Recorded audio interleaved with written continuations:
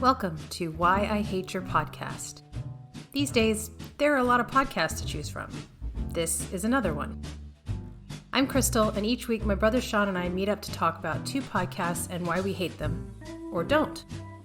Join us and we might help you find your new favorite podcast, or save you from wasting time on a podcast you might hate.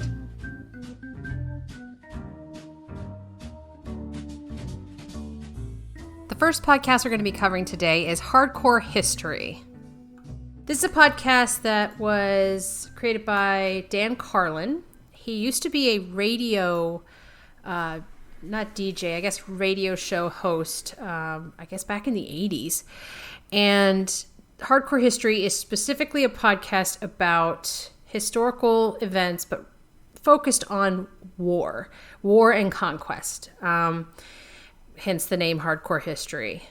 The episodes for Hardcore History are generally long-form episodes. Dan Carlin is the host and narrator for all of the episodes, and he also releases them in kind of series. So he'll focus on one topic for a number of episodes, kind of really deep diving into that topic. It's worth noting that if you just go and subscribe to the podcast, you won't necessarily see all the historical episodes because he started this project a long time ago. And so some of them are only available for download on his website, but you can still download them and, they'll play in your podcast app. So it's worth noting if you hear us talking about things like Wrath of the Khans or Ghosts of the Ostfront, those series of his are part of the Hardcore History library. They're just not necessarily available in the podcast feed. But yeah, so he's been around a while. It's a pretty well-known podcast. I think he's actually been a guest on some other podcasts like Joe Rogan. But yeah, I've been listening for a long time for this one. And I think you have listened to it some, you've dipped into it, and you kind of dug into it a little bit more for this review. So what are your initial thoughts? It's a commitment. We're talking like Ken Burns level here of commitment. This is true. But again, it's history, right? Which is not something you can condense down to something, an hour long or something like that. So even his singular episodes could run like 4 hours. And I'm not a huge fan of his style. And I had heard of him before, and I had tried a couple of years ago. I think it was the Ghost of Ostfront that I tried listening to. And to be honest, I couldn't remember the reason why I didn't finish it. But when I went back recently, because we wanted to cover this, I went back and listened, and then I started, listening as far as like a critical eye, and for my own notes. And one of the things I realized is that he's not retelling history, but more or less he's narrating history, which some people would probably find that pretty engaging. I personally couldn't do it because it was almost like reading a George R.R. Martin book where you take a page to describe, he could take a whole page describing something that you could probably describe in 2 sentences.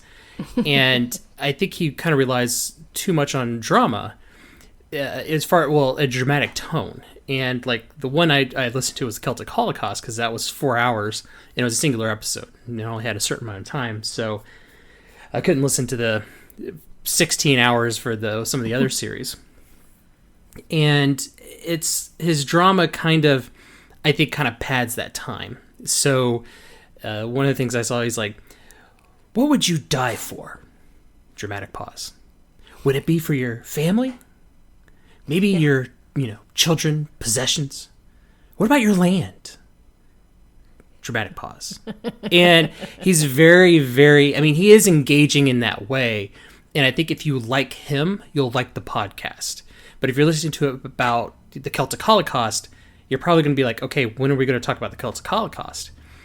And so, and I guess his whole point is he's trying to kind of give you an idea, kind of like almost a background feeling why the Celtic Holocaust happened, why the Celts were such, mighty warriors, if you will. And within the first hour of the podcast, I'd only learned maybe one, that they believed kind of in reincarnation and that they were taller than the Romans. That's the only 2 things I really learned. And I was like, okay, I couldn't, it just took too long to get to the meat of it. And I don't know. And the thing is, like, you could say things like Jocko Willink, who is some people could say he's dramatic. He's just more intense. It's like, when my alarm goes off at 2:30 in the morning, what's the first thing I think of? Leadership. And that's just, he's super intense, but that could probably be drama as well. But I think Dan just relies too much on drama, and it's something I just couldn't personally get past. Yeah, so I think that's a combination of two things. I think it's a combination of his background in radio, right? So he definitely has a really great radio voice. And he could change his voice, right? Like, one of the things I like about the way he presents things is when he's quoting from a book, he immediately goes into a completely different voice. It's not like a voice acting thing. It's just a different tone, a different cadence, a higher pitch.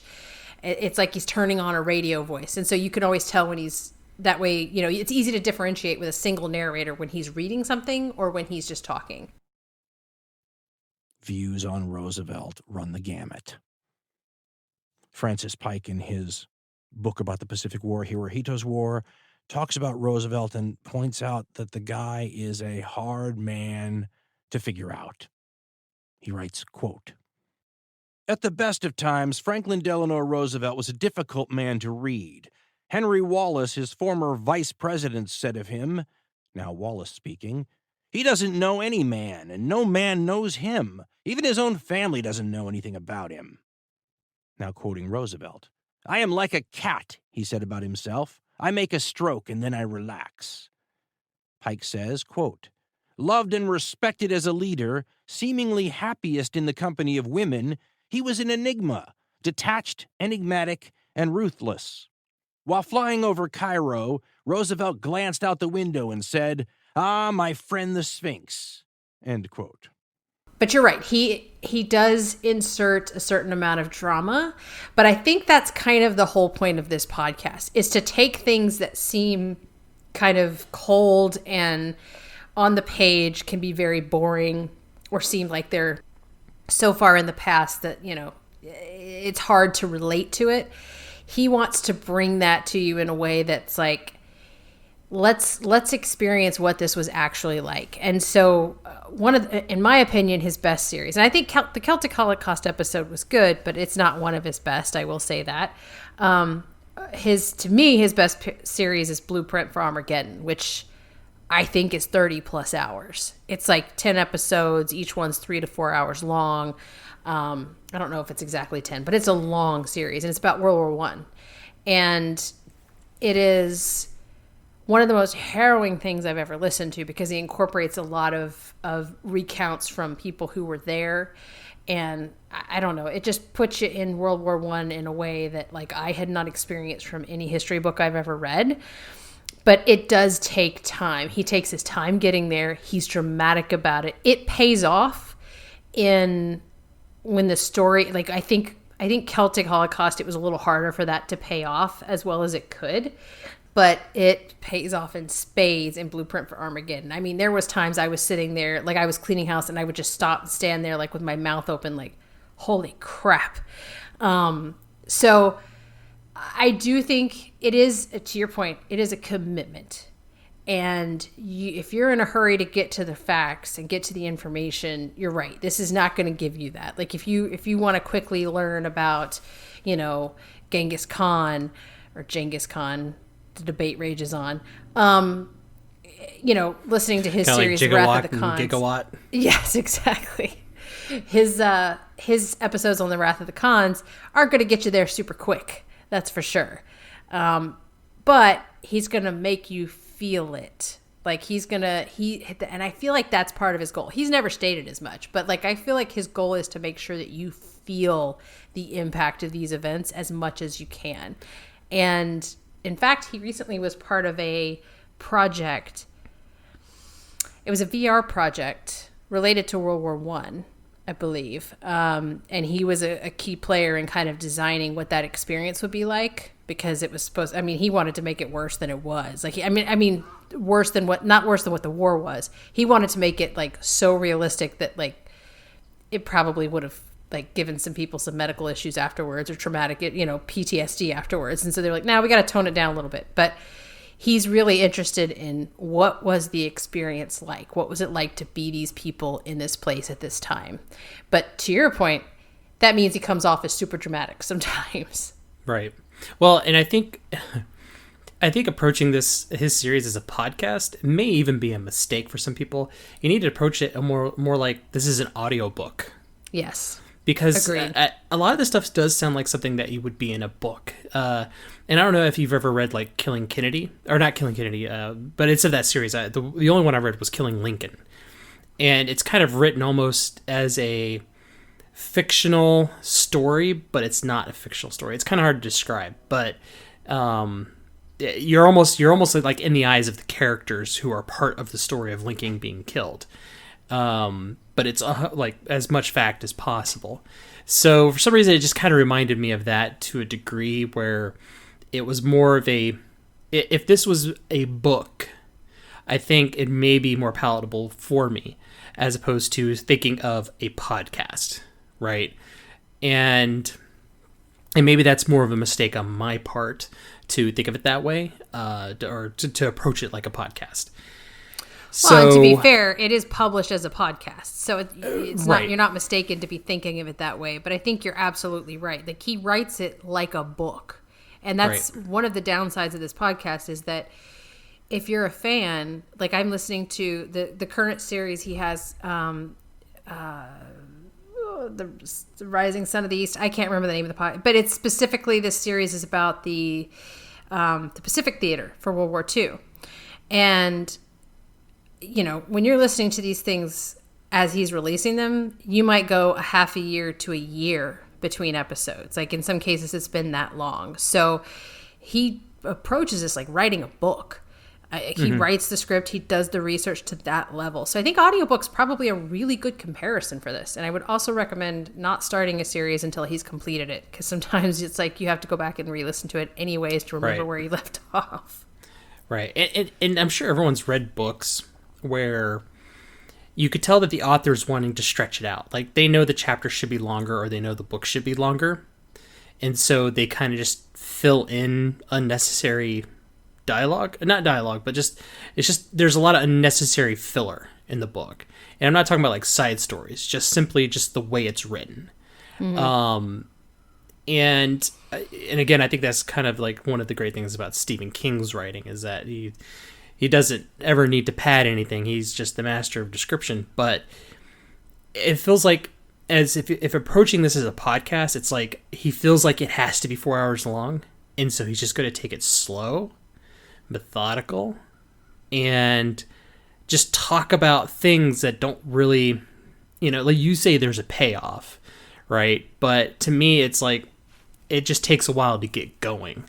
And I feel like it's almost like he's trying to pad the time on purpose. And that's probably definitely not his approach. But if you were to say, oh, this guy is reading and as far as that's kind of like in the scope of a podcast, I feel like that's what he's doing.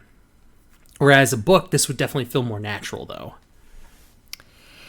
Yeah, and I think I could see that perspective. I would debate that, though, because I would, like, when you talk about those times when there's filler and there's discussion, because he'll do it. He'll say, well, let's talk about this for a minute. And he'll talk about, he was talking about Alexander the Great's mother in one episode. And he was like, like, who would you cast in that role? And he'll go off on kind of this tangent about, this character that is so important to history, but doesn't get a lot of attention. Right. And so, he'll spend a lot of time talking about that and why she was important. And, I see her as so-and-so. And so there's a little bit of a conversational element that comes into some of those pieces. You could argue are not necessary. But to me, I think, again, every time he does that, and I'd have to go back and listen to Celtic Holocaust, but it seems to me like every time he does that, it's in service of making sure that you understand some aspect of the story or some person in the story in a way that like might typically get glossed over. Right. That's one thing you can say for him, is he doesn't gloss over anything. He covers it all. Well, and to kind of go back on that Celtic Holocaust episode, one of the things he had mentioned about, that the Celts were much taller by a good 4 to 6 inches on average than the Romans. And he kind of said, okay, as a Roman soldier, you're much more equipped, but then you've got this savage, right, who doesn't really believe in death, right? And they are 6 inches taller than you, and you're going to be fighting them in hand-to-hand combat. Like, what does that do for you? Or what does that do to your morale fighting against these people, or to prepare to fight against these peoples? And he takes 20 minutes to kind of get to that point. Right. And I was like, okay, I don't know if we needed 20 minutes to get to that point, but I mean, and he was effective in, kind of getting your head inside, or getting you inside the head of like a Roman soldier to think, oh gosh, why would I want to fight an army of these 6 foot tall people when everyone here is 5'6"? Right. So, I get it, but I just felt like it just took way too much to get to that point. Right. Well, and it's funny you say that, because in other podcasts we've talked about, one of the things you value is getting to the point, like quickly and without any fluff. And this does have a little bit of fluff, because it's very Ken Burnsy. I think that was a great comparison, is that he spends a lot of time making sure that, not only is he telling this story, but he's giving you all of this color, and he's giving you all of this perspective, and he wants to make sure that you don't skip over something that he feels is important to the story.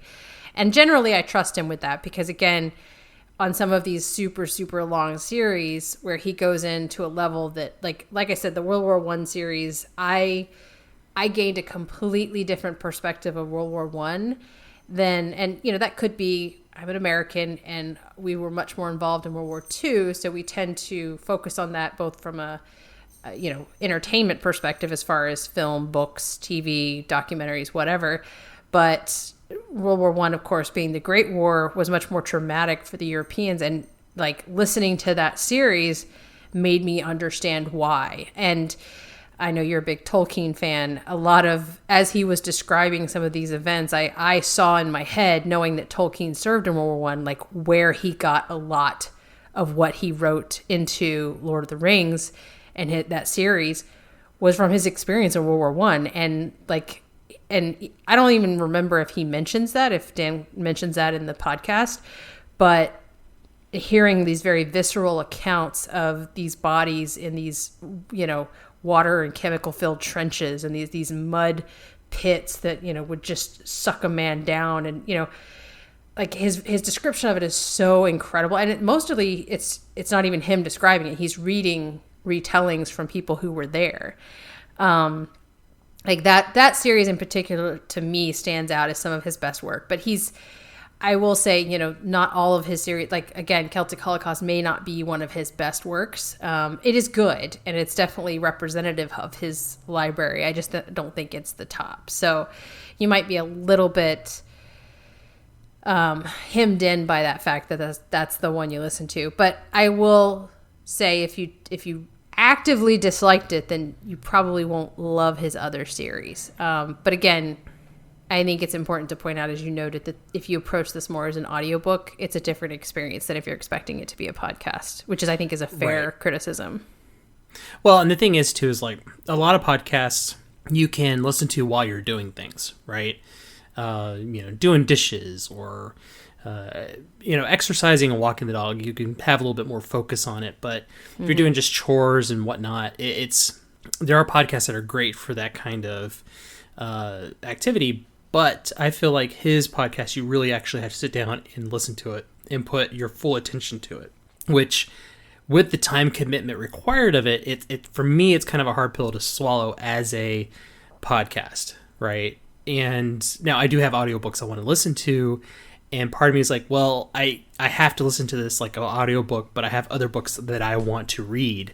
And so for me, as far as just how my life is structured, I just couldn't find I would not be able to find a place to put this to be able to finish like his full World War I series or something. It just, because to me, it's not a podcast. And this is coming from a history buff. Like, I like to think I'm much more well-versed in history, especially World War I, World War II, Roman history, than a lot of people are.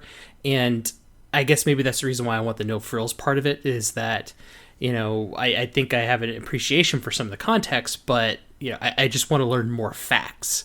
And I just don't feel like I can get that with this podcast, at least not in a quick podcast form.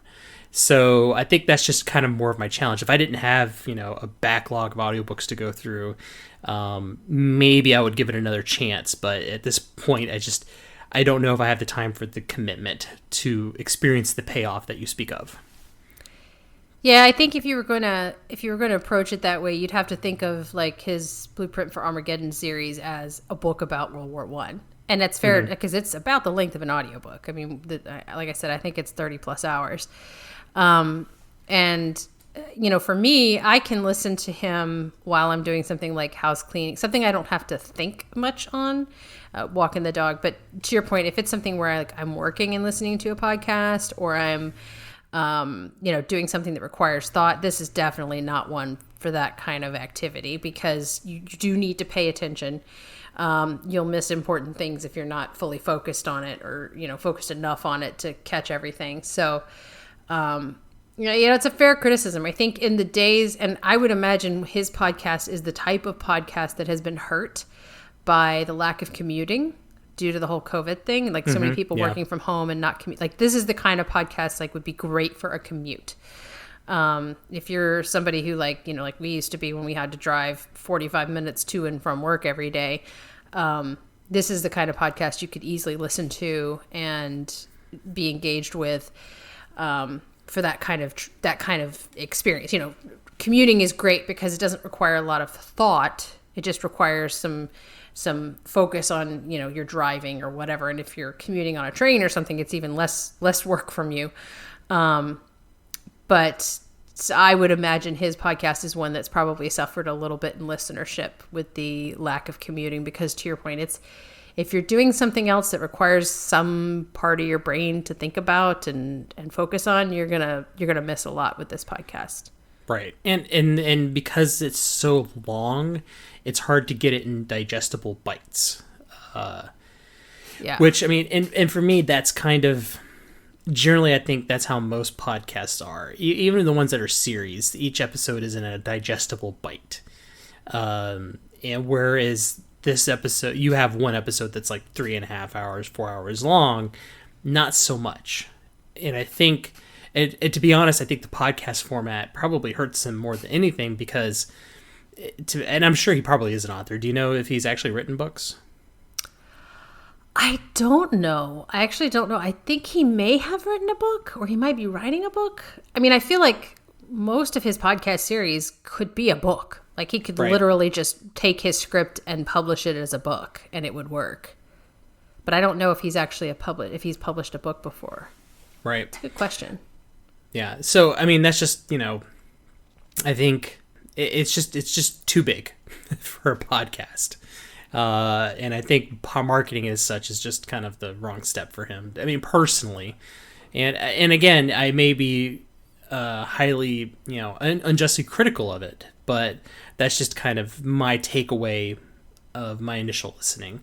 And maybe one day I will be able to, dedicate the time I need to be able to listen to that on top of all the other podcasts that I listen to, or books that I have backlogged. I did check it out, and he does have a book called The End Is Always Near, Apocalyptic Moments. So he does have a book that's published, and there is an audiobook version, which now I'm like, I think I want to listen to that.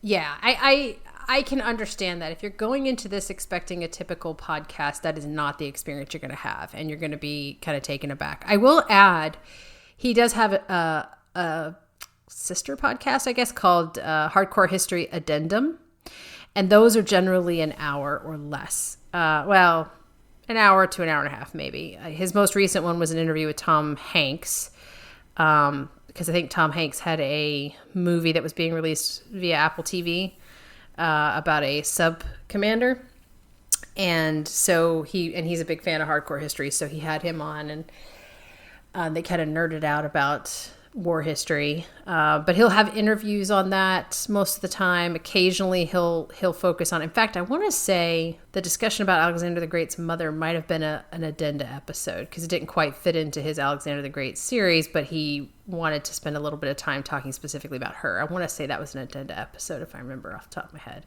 But so that's one that's a little bit more digestible, and it's just kind of off the cuff, like I said, either interviews or kind of little subtopics that don't quite fit into his full series. But yeah, it is not your typical podcast. It is not you listen for an hour and you're like, okay, I'm good. It's a huge commitment, But I like it so much that when he drops a new episode, it goes to the front of my queue.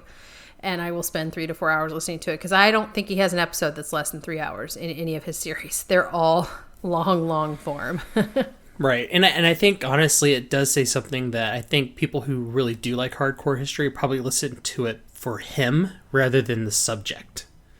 Whereas when it comes to like historical podcasts, I'm going to look for podcasts based on subject as opposed to who it is. Now, granted, that it may be a terrible podcast because the person's not very good, but the subject is going to be more of a driver for me than the actual personality or the host that is conducting the podcast. And I think with Dan Carlin, I think a lot of people appreciate him and who he is and how he does it, and they're more willing to listen to a historical podcast because it's him. Yeah, possibly. I would say, I think the reason I like listening to him is because I like those topics. Like, I like, like Celtic Holocaust for me, I did listen to that one. It's not a topic that I'm all that interested in, so I did listen to it because it's Dan Carlin, but I didn't enjoy it as much as the others because I am much more interested in, really honestly, World War I and World War II history. Although I did find his Wrath of the Khan series fantastic, even though I learned whatever I learned in school about Genghis Khan. I didn't, know a whole lot about the entire family, and he did a great job giving me a lot more context on that. I guess that is an argument towards the fact that I listened to it for him, but I would say I listened to it for his take and his way of communicating the events, because I find it super engaging and super kind of, harrowing in some cases. Yeah, and there's something to be said about that. I mean, and for me, like, I enjoy reading like history books as opposed to, especially like the Soviet Union. I've read a lot of books about the Soviet Union, and the ones I find I enjoy the most are the ones that read more like a history book than some kind of almost like a literized fiction, I guess, story of the Soviet Union. And that's probably the reason why I love the Silmarillion so much by J.R.R. Tolkien, is that a lot of it reads like historical documents as opposed to story. And I guess maybe that's just kind of like my straight to the point kind of nature, I guess. Right. But I can appreciate what he does and how he does it. But it just, I may not be just the audience for him. Yeah, I think that's fair. I think it comes down to how you like to digest your information when it comes to history. And history, for me, just the facts has always been kind of boring. Like, it wasn't my favorite topic in school unless I had a really good teacher or unless the medium in which it was being presented was really engaging. So I think that's why it works so well for me, is because he gives me a lot of that, I don't know, I guess to your point, dramatic retelling of the events in a way that I find super engaging. He would be a great history teacher. Oh, yeah, he would. He really would. And he's super knowledgeable. I mean, he does his research really. I mean, he'll quote, I think in one series, he might quote from 15 to 20 different historians. Like, the guy does his research, so you can't fault him there. But I will say one other thing I'll note is, we've talked about this on some of the other podcasts, he is independent. All of his monetization comes solely from anybody, because he'll ask at the end of each episode, you'll get a clip asking, $1 a show is all we're asking. And you can go to his website and donate there, but he doesn't do ads. He doesn't do any kind of monetization other than that just very unobtrusive request at the end of the show. If you thought this was great, go donate $1, which is pretty reasonable considering the amount of work he puts into it. So I thought that was pretty cool. There's not a lot of interruptions for ads and things like that. Yeah, which to me, it seems like that's becoming more rare. Yes, much more rare. Yeah, with some of the larger networks being, just peppering their podcasts with ads, it's refreshing to be able to listen to, like you said, 3 to 4 hours of uninterrupted podcast. Yeah, it's a little tough. So I guess your rating is probably going to be pretty easy to guess. Yeah, I don't hate it. I will say there's specific episodes and or series that aren't my favorite, that may have been a little more of a struggle for me to get through, just because whether the topic was something I wasn't as interested in or I just wasn't as engaged in the presentation of it. But the ones that I have loved, I will re-listen to. And I will tell you, I have listened to Blueprint for Armageddon twice. And like I said, that's over 30 hours. That's how good it was. So yeah, I don't hate it. I will eagerly await, even if it takes a year, the next episode in his current series. And so, no, this one I like a lot. Yeah, unfortunately, I might have to say I hate it. And I add a huge caveat to that, simply because I could, like I said before, I appreciate what he does, and I can see the attraction to it. But just for my own personal taste, I don't think it's a podcast that I could really sit down and listen to and dedicate the time to. So I would definitely say at least try checking it out, but it just, for me personally, it wasn't for me.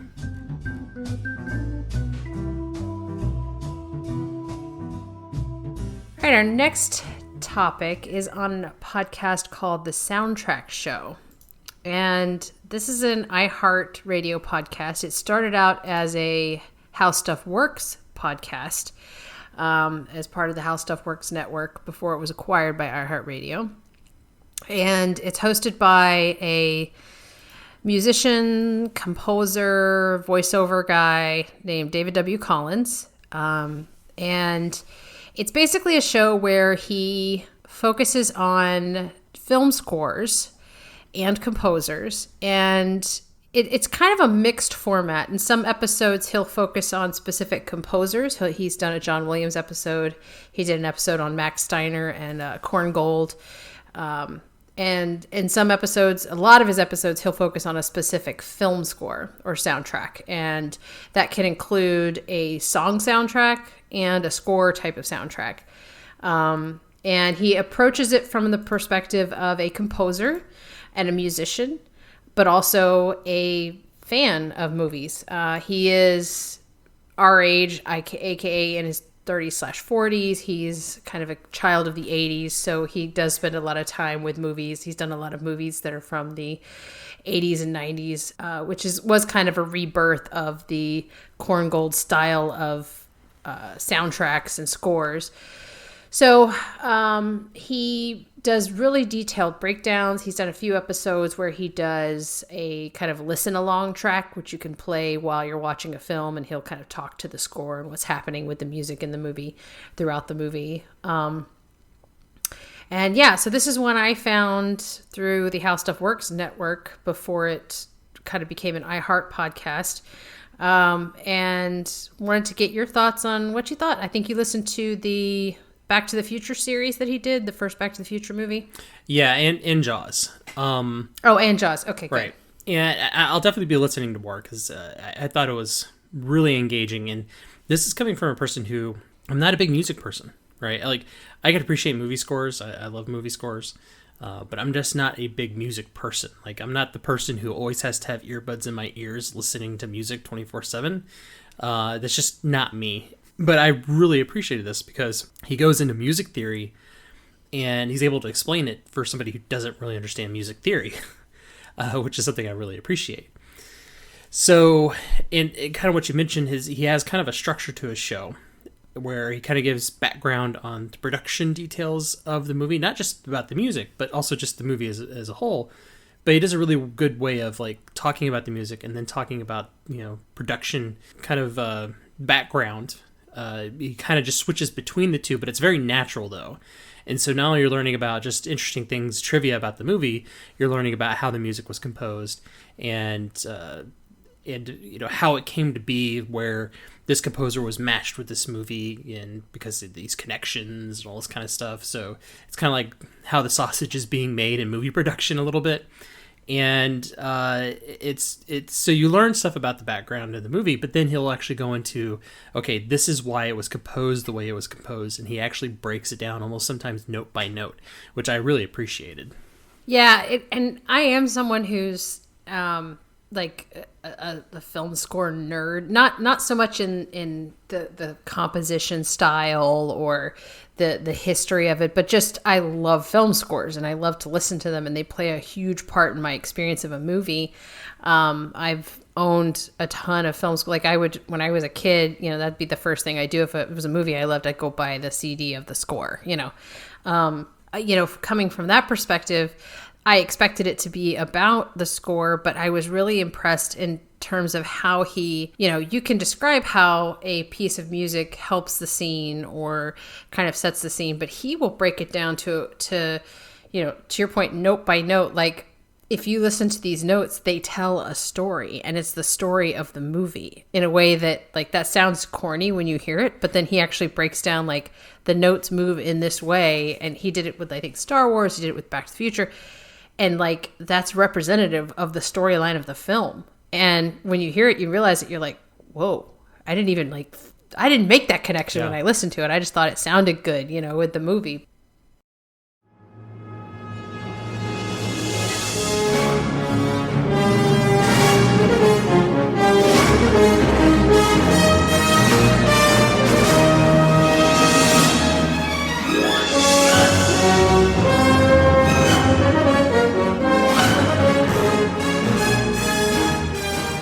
This theme, first of all, tells a great story.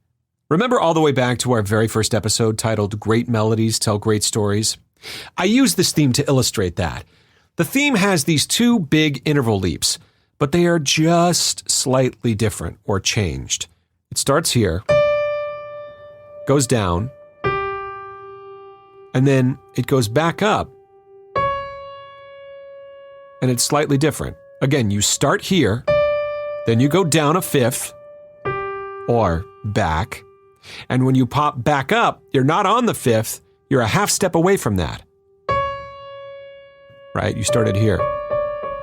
So, this is on a tritone here, or a sharp 4, which is right next to the fifth.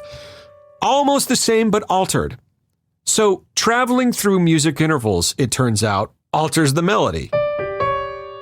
The same way traveling through the past alters the present.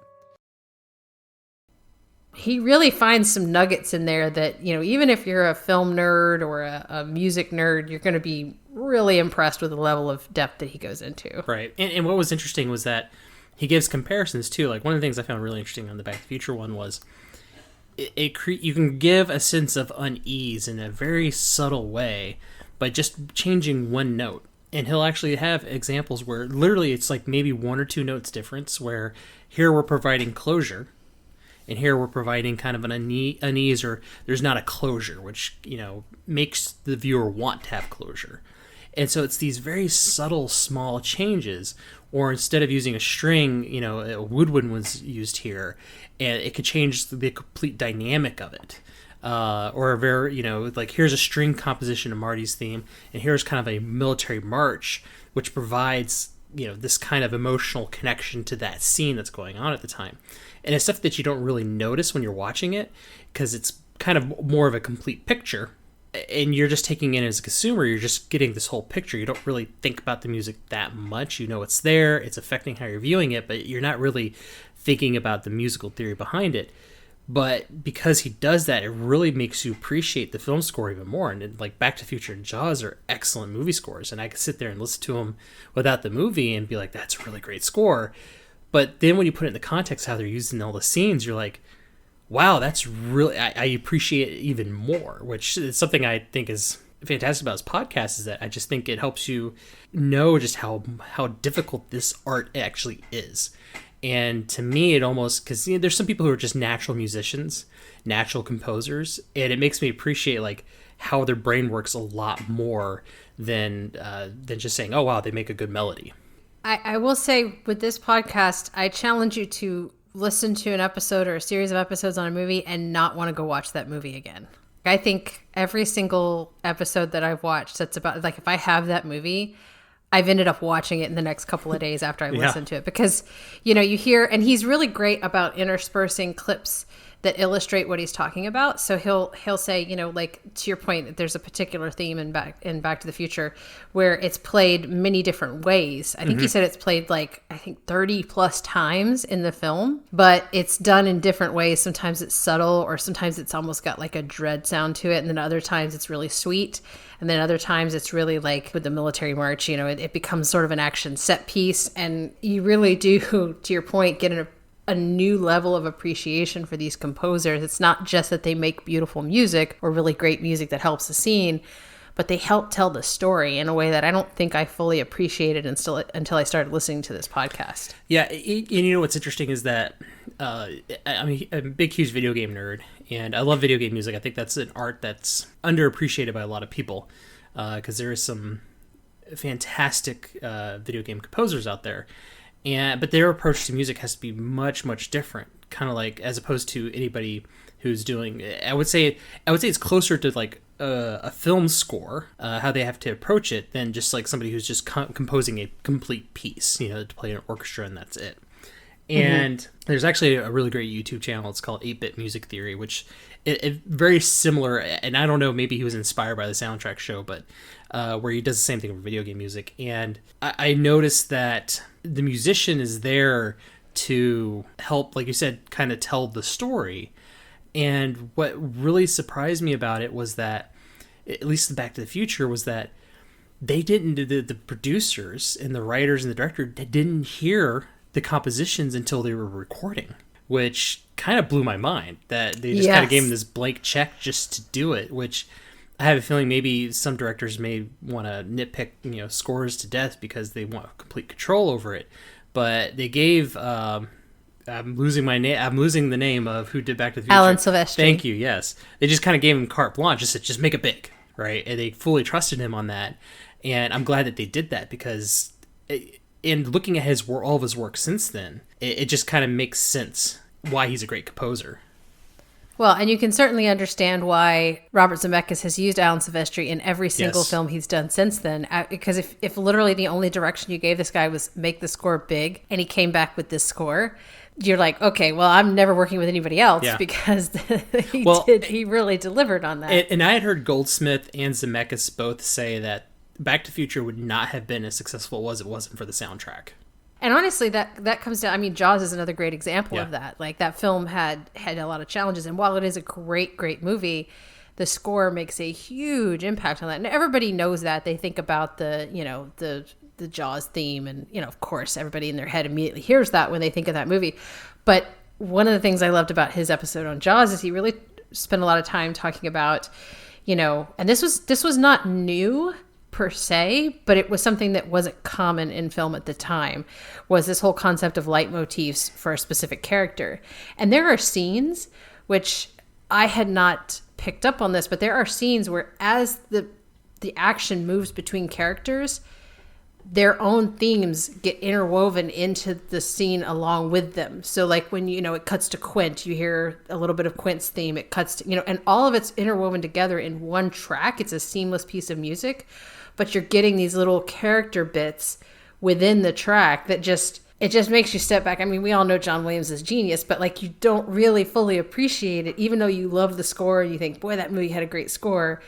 To hear the depth to which they put that thought into it and carefully kind of wove all that together is just, it's freaking mind-blowing. Yeah, and with that kind of revelation, like, I can easily go back and think about scenes like maybe in Jurassic Park and Star Wars where John Williams still did that.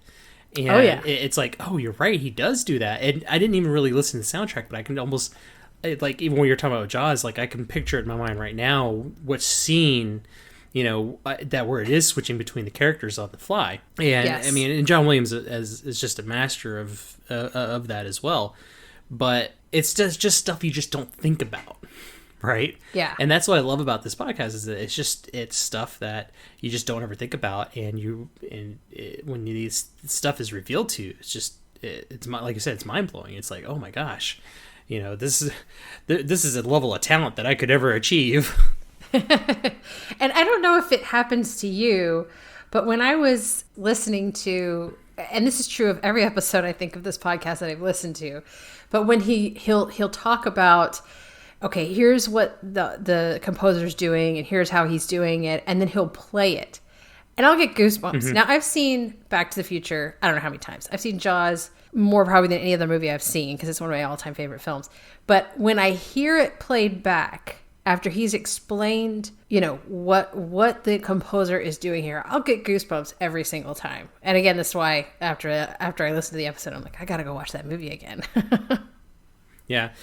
And one thing that I found interesting, too, is that he explains the importance of a lack of music as well. Yes. Which is, I think, something that a lot of people just don't think about. Again, Back to the Future, there's large sections of the beginning of the movie where you don't ever really hear much music. And the same thing with Jaws. There's really not a ton of music in it. And it's actually really important because I think it does give the music that's there a lot more impact. And it's just nothing I would have ever considered to be an important part of the film. And he points out that, the first part of and this is something contextually I think is important, especially if you weren't watching movies at that time in the 80s. He points out, like to your point, the beginning of Back to the Future doesn't have any score cues, I think, until like 20 minutes in. It does have, of course, the Huey Lewis Power of Love song, which is used very artfully by the directors, but there's no score. And if you'd have told me that, I wouldn't have believed you. Yeah. I thought for sure. In fact, when he says in the episode, he says, the movie opens up to this sound. And I thought it was going to be the little kind of trilling notes, the trilling kind of cue that you hear when you think of Back to the Future, like that little doo-doo-doo-doo. I thought that's what it was going to be because in my head, that's what I remembered. I'm like, yeah, it opens up like that, right? No, that's later movies. The first one just opens up with the clocks. I was like, oh, he's right. There is no score in this movie until like 20 minutes in. Yeah. But there's a reason for that. And he does a really good job, to your point. He brings that up of how music is not used.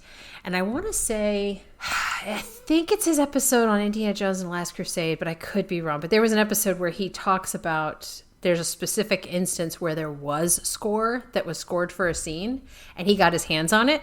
And so he breaks down, okay, here's the scene as it is in the movie without the score. Or no, first he does it with the original score that was going to be put in there. And he plays it for you. He puts it together and splices it together and plays it. And then he plays the scene without the music. And he talks about why the composer or why the director didn't use music in that specific case. And I want to say it was a Spielberg movie, but I can't remember. And so when he can get his hands on film score that wasn't used in the movie, he'll talk about it and like why it wasn't used. So he does a really good job of talking not just about the score, but also how the directors use the music in terms of the whole framework of the movie. Right. And I think, especially for like Back to the Future, the reason why certain motifs were used for certain characters too, like Doc Brown, there's a background to it of like a ticking clock, which I never would have caught until someone told me. And I was like, oh, that's kind of brilliant because it's Doc Brown, right?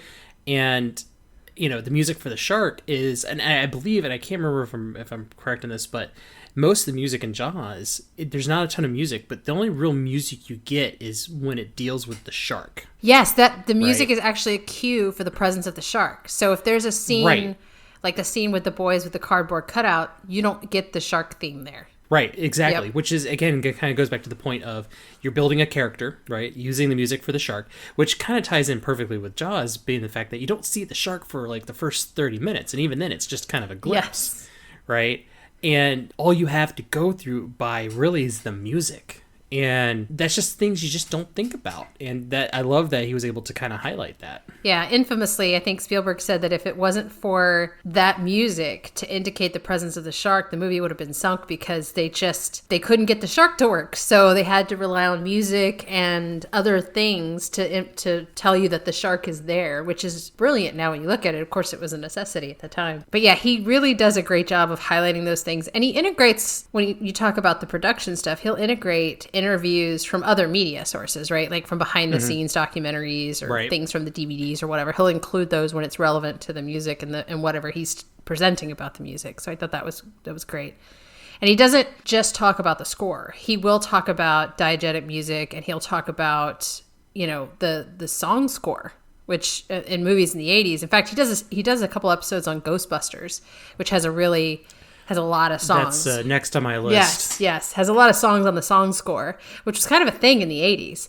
So he talks about that as well. It's not just the film score that he talks about. He focuses on the entire soundtrack, which I thought was cool. I think that's kind of jumping into that. One of the things I'm so glad he touched on when it comes to Back to the Future is the scene where Marty gets up on stage at the Enchantment Under the Sea dance, and he wants to play Johnny Be Good, and he tells the rest of the band members blues riff in B, and something like, watch me for the changes and try to keep up. Right.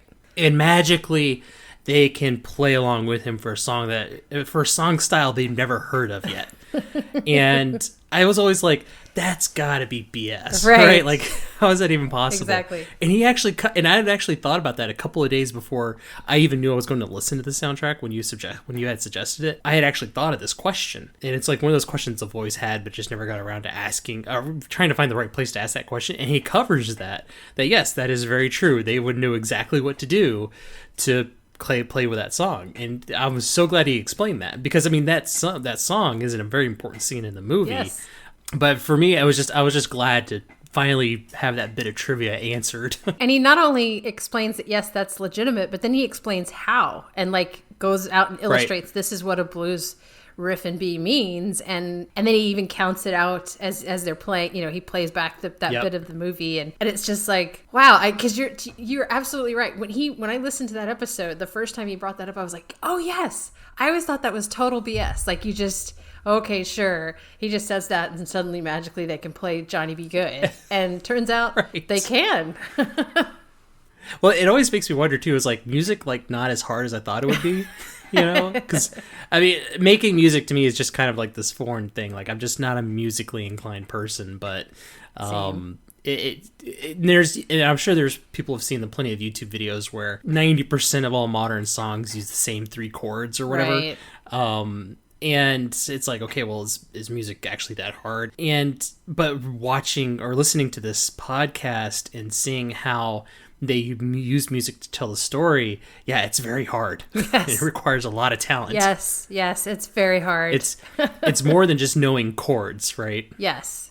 One of the things I really appreciated about this particular podcast is the way he breaks down stuff that, if you were to tell me that I would know anything about what a Lydian chord is, or, the way Dies Irae has been used in films through history to represent dread, I just said, I have no idea what you're talking about. And knowing that doesn't change how you experience a film, but it does change how you experience films that you've known and loved. He was talking about, and it just gives you a new appreciation for the composers, because he was explaining what a Lydian chord is and why it's beautiful and why it does something to you emotionally. I've always recognized that a film score is manipulation. That's what it's there for. It's to manipulate the viewer and to help them experience the scene in a way that the director and the composer wants them to experience it. But the actual mechanics of how to do that is fascinating. Like, it's not just, oh, this is a pretty piece of music, or it sort of sounds sad. He can tell you why a piece of music sounds sad to your ear, like why it evokes that specific emotion, which that knowledge doesn't do anything for me from a musical perspective. Like, I'm not going to go and become a composer now that I know this, but it's so interesting to know it and to understand that that's how composers are doing this. It adds a whole new appreciation for film composers. I've always appreciated John Williams, but now I'm like, he's not just a great composer. That dude's a genius, Right. What's funny is that I actually watched the only movie I've seen since I've listened to this podcast. I actually watched it last night. It was Gone with the Wind. It's the first time I've ever seen it. Oh, wow. Right. Yeah, first time ever. And actually, I actually enjoyed it, right? But which apparently is taboo to say these days. But as for what it is, it was good for what it is. But one thing, I actually sat down and tried to listen to the music of it, because after listening to his podcast, I was like, okay, well, I'm going to watch this movie. I'm also going to kind of pay attention to the music. Mm-hmm. And I definitely think there's probably been an evolution in music score. And you've listened to a lot more of these podcasts than I have as well, or more than I have. But listening to, Gone with the Wind, which was made in 1939, so it's a very old movie, there's music constantly throughout the whole movie. Like, every scene has music. Mm-hmm. And but it is very quiet, and it's almost like background noise. Mm-hmm. And it's just very generic oh, I must be sad, so I'm going to have a sad song. Or this is happy, so I'm going to have a happy song. And I don't really think there was like any kind of character themes or any kind of music that leads to a transition or to like manipulate the viewer at all. It was more or less like the same thing, having drapes in a window in the background. Like set decoration. Yep. Exactly. Yep. So, which was very interesting to me. And it would be interesting to kind of know, like, if he has a podcast, kind of like the history of, or the evolution of soundtracks, of movie soundtracks. He kind of does. So he has an episode on Steiner. Max Steiner is the composer for the Gone with the Wind film score. Max Steiner, I can't remember the guy's first name, but Korngold is his last name.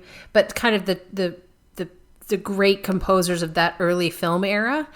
And also Aaron Copland, which interestingly, I think, did he mention that on the Back to the Future? I think it was that episode, right? Yes, because Aaron Copland's kind of like the first American. He made the what would be considered the American sound when it comes to composition. Yes, he's kind of like the father of that. Yes, and when you hear an Aaron Copland piece, it sounds like a film score. You know, like you can hear the influence that has on modern day film scores, and right. Why it feels like an American sound.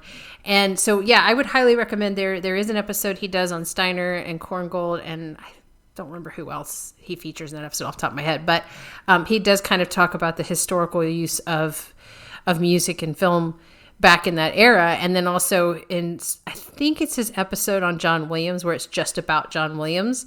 I think he talks about how that influenced him as a composer specifically. So that's a really good couple of episodes to listen to get some perspective on sort of the history of how we've gotten to where we are with film scores. And there's been shifts, even recently, like I said, in the 80s, you had a lot of technical or techno type of sound, a lot of computers and synthesizers and things like that were used more in the 80s, along with a shift to song scores versus soundtrack, or film scores.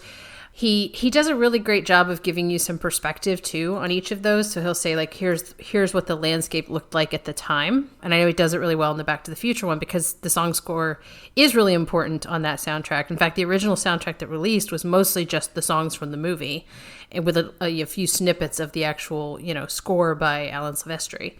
So I think, he does give a lot of that kind of context to the score as well, not just, breaking the score down itself, but what was the framework and the time around which this score was written and how that influenced it. Right. And one thing that's interesting, like me, and I've mentioned before, like I'm not a huge music buff, but I am a classical music buff. 9 times out of 10, I can usually pick out when you hear classical music in a movie or a commercial or whatever. I can usually tell you what it's from and who made it and whatnot. And that's kind of like the only area of music that I like spend significant amount of time like trying to not learn, but just to appreciate. And what's interesting is that it kind of going back to the Future and the whole Aaron Copland thing was that he mentioned Dvorak as well, which Dvorak, I remember listening to his Symphony No. 9, which is from the New World, and his second movement in that. I remember the first time I heard that, and I didn't know it was him at the time, but I was like, oh, that's definitely Aaron Copland. Oh. And so I went back and I was like, oh, it's not Aaron Copland. What I found out, though, was that Dvorak had written the New World Symphony, his No. 9, and especially his second movement, because his travels in America. Oh, interesting. And yeah, and so he kind of came away with that same sound as Aaron Copland did. Just seeing America. Kind of just seeing America and traveling America, which was very interesting. And I'm glad that he was able to kind of call that back to say, or to kind of bring that into his analysis of Back to the Future, because there is definitely a kind of that Aaron Copland, bombastic American kind of theme to it. Right. And for me personally, at least, when he takes music and kind of relates it back to the more classical era of stuff, I can kind of start contextualizing the music and the changes and where they came from and the inspirations. Yeah, there's a lot of mind-blowing moments that I've had listening to this particular podcast. Like, a lot of it's just great nostalgia. He's got an episode series on Superman that he did that's really great. He's got Jurassic Park, all these movies of our childhood that we just love, but that were also scored by really talented composers and that are so much more carefully thought out than I ever would have known. And so it's enjoyable to listen to it just because it's a great kind of, oh yeah, I love that music, or oh, this reminds me, like when they play the Indiana Jones theme, I can't help but smile when I hear that. But to then hear the breakdown of the score and how smart these composers are when they're putting this together, and that everything they do is for a reason, was really enlightening. It's funny that most of John Williams' most famous themes are marches. Yes. Yeah, he's kind of famous for marches. Star Wars, yep. Imperial theme, Indiana Jones. The Jurassic Park one's not a march, the infamous Jurassic Park one, but no. A lot of his famous songs are marches, which I guess he's kind of the king of the march. Yes. And he's you have to listen to that episode on John Williams, because I think he was also heavily influenced by who was that composer who was just well known for his marches. He's mentioned in The Music Man, but I can't remember the name of the composer. But he's also heavily influenced by that, which just comes through in his scores, right? Like to your point, a lot of them are marches, and that works really well for those types of films. But yeah, this is a series I could listen to, a podcast I could listen to at any point, go back and re-listen to any episode and enjoy it. But I will say, if there's a negative to this podcast, there's a couple of small negatives. They're very nitpicky, but he doesn't upload on a regular schedule. So there's not any predictability to his schedule. He's been on a couple of hiatuses that were unannounced. He's on one right now, but according to his Twitter, he is coming back, I think, this fall. So we should start seeing some additional episodes coming up soon. And it is an iHeart podcast. So you get a lot of terrible dynamically inserted ads, not to the volume that we've seen on some of their other podcasts, but there are those kind of obtrusive, obnoxious iHeart ads for podcasts that you probably don't care about and that have no relevance at all to this podcast. Like, I think the last time I was listening to it this past week, it was recommending a Hillary Clinton podcast that's new, and I'm like, why would that be relevant to somebody listening to the soundtrack show?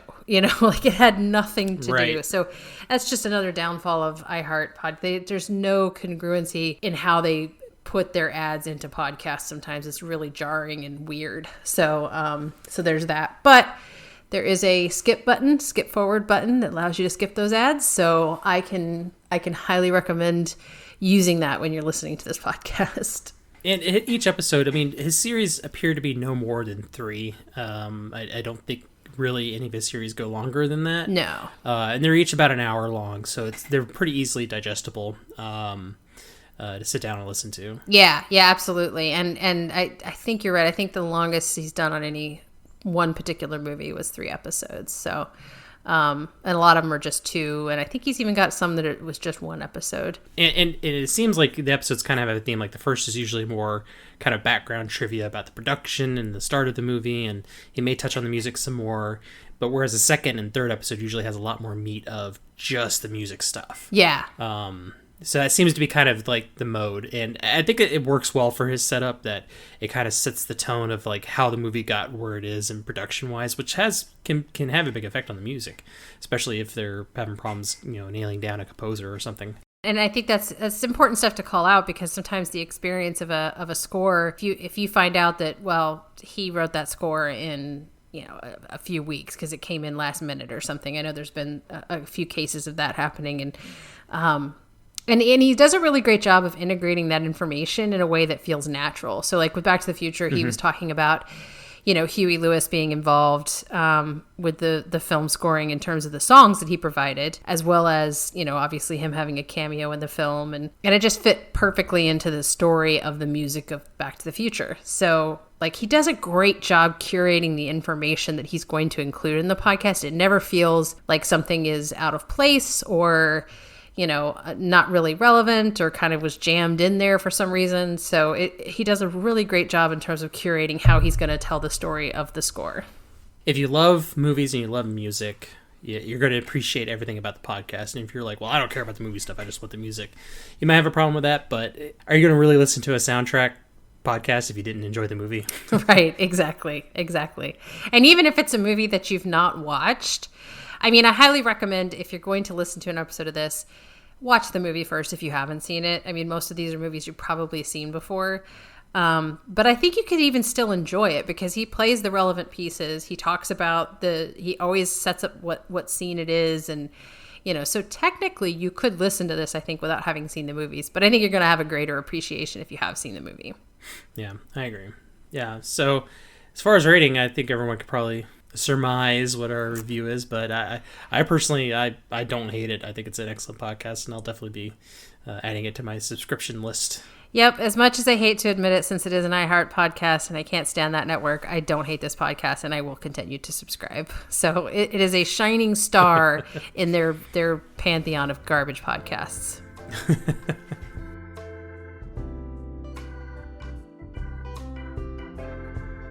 Have thoughts you want to share? Send us an email at whyihateyourpodcast@gmail.com or visit our website at whyihateyourpodcast.com. You can also find us at Hate Your Podcast on Twitter and Instagram. Our intro, transition, and outro music is by Kevin MacLeod and licensed under Creative Commons. Please see the show notes for details.